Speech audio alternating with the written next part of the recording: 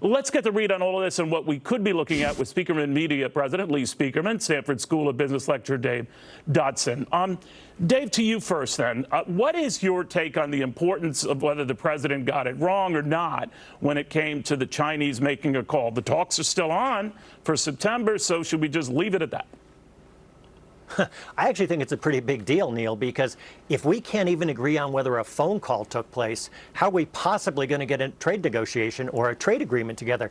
I mean, think about the things. On Friday, the president of China is an enemy. On Monday, he's a great leader. On Tuesday, we're arguing about whether a phone call was being made or not. We are so far away from having a trade agreement. And this is from the person who's the master of deal making. Now, look, we made two catastrophic errors. I'm all in favor of trying to level the playing field and making sure that China's unfair trade practices are put to rest. But we made two catastrophic errors. The first one is we decided to fight a trade war with everybody all at once, instead of pulling the rest of the countries together and fight a united front against China, because our beef with China is the same beef that other countries have. The second thing is this erratic behavior with the business community. You know, at one level you could say it's annoying, it's frustrating, we'll get through it. Once we have a trade agreement, everything will be fine. That's not the real problem, I think, Neil. The real problem I see is this, is that Donald Trump is on the verge of losing the support of the business community. Not Wall Street, not the investment world, but the guy who is the supply chain manager at John Deere or at Home Depot, who has to make decisions. This is getting very frustrating for the business environment because they don't know whether that China is an enemy or a great leader or not. And once he loses the support of business, China can wait us out because they know they can make it to November 2020. Now, Lee, you're different point of view here, but I did want to ask you whether the president risks jumping the shark on this, trying to re-exercise the Emergency Powers Act, I believe during the Carter years of 1977, that would block companies' actions, in this case, dealing with China. That is where, to the professor's point, the president might have alienated his base of business interests who like pretty much everything else he's done when it comes to tax cuts, regulatory relief, that he could be killing that relationship with just that proposal. What do you think?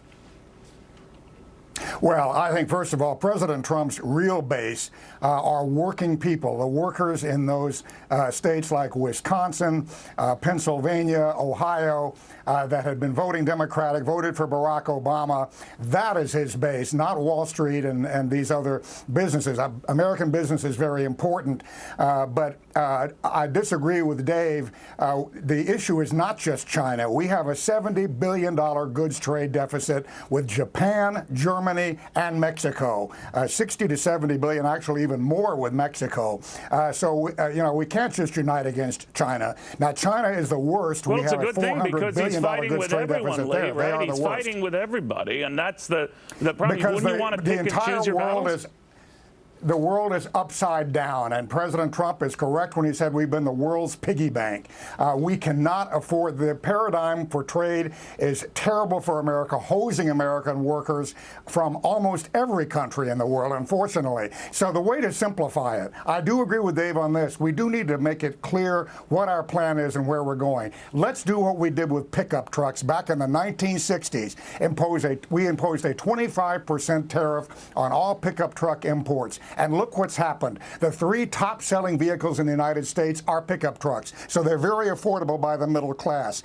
The Asian pickup truck manufacturers make their trucks here in the United States, employing thousands of well-paid workers with full benefits, making great incomes. That's great for middle-class America and for American workers. Let's announce that we're going to have a 15% uniform tariff on all imported goods from all countries.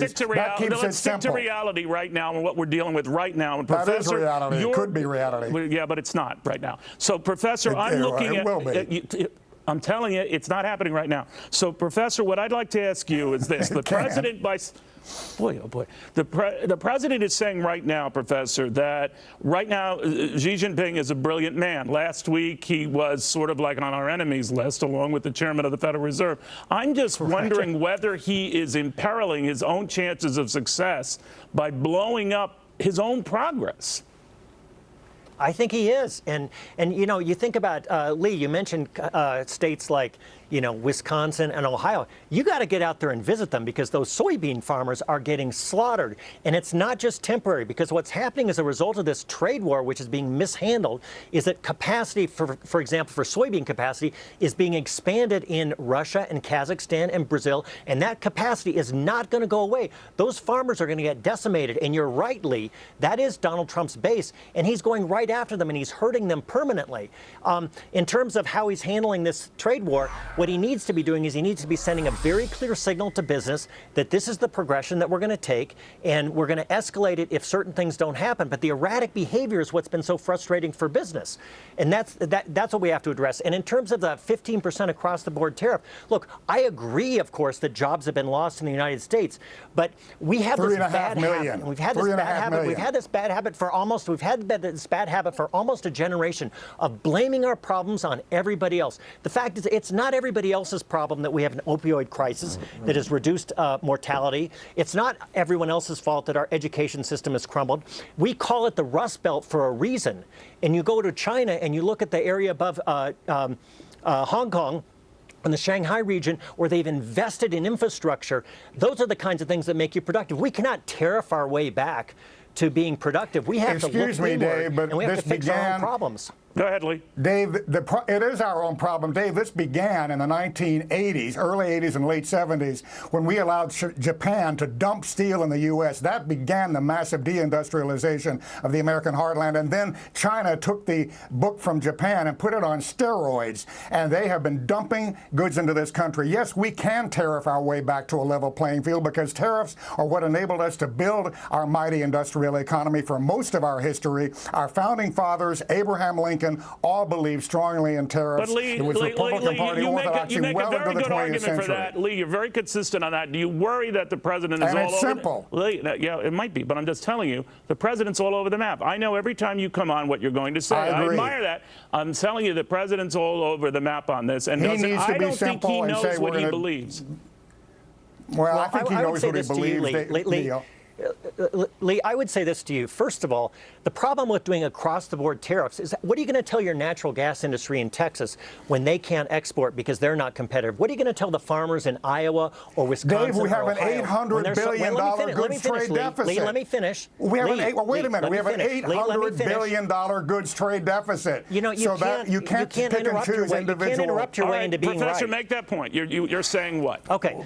But you're leaving off an important number, Dave. Lee, I'll give you a chance. There are sectors of the economy that would be seriously hurt by this across-the-board tariff. The second thing is that if you do an across-the-board, please let me finish. If you do an across-the-board tariff, what you're basically saying is, look, we can just tweet our way into productivity. And the rest of the countries will respond, and they will respond in kind. And this sort of static analysis that we do a tariff, and then all of a sudden the whole world is going to come to their knees and surrender to us, is not how the real world works. And if you want evidence of that, look at what we've done for the last 2 years. We went to China and we tweeted some tariffs and expected they were going to come to their knees, and they have responded, as has the rest of the world. And that sort of dynamic process is what happens in trade negotiations. Lee, I appreciate that maybe around Lincoln's time this would have worked, but today the world's way more complex. Well, I covered it during Lincoln's time and it didn't work, but all right, Lee, quick answer to that. We've already picked up $30 billion in additional tariff revenue.